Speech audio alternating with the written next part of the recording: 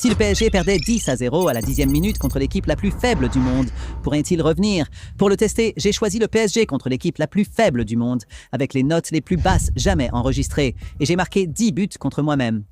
Ensuite, j'ai laissé le processeur contrôler les deux équipes. Le PSG a réussi à marquer son premier but grâce à Dembélé, assisté par Vitinha à la 21e minute. Juste après, João Neves a marqué le deuxième but à la 26e minute. 2 minutes plus tard, le PSG a marqué son troisième but grâce à Fabian Ruiz, assisté par Dembélé. Le même duo s'est à nouveau associé et a marqué le quatrième but juste avant la mi-temps.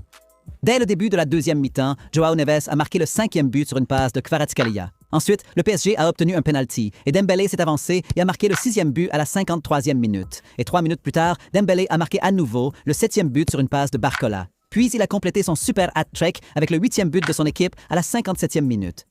Et à la 61e minute, Barcola a marqué le 9e but. Et puis il a raté une énorme occasion. Mais Dembélé est intervenu à nouveau et a égalisé à 10 partout à la 71e minute. Ensuite, Hakimi a tenté sa chance, mais le poteau a dit non. Et à la 83e minute, Kvaratskhelia les a finalement mis en tête.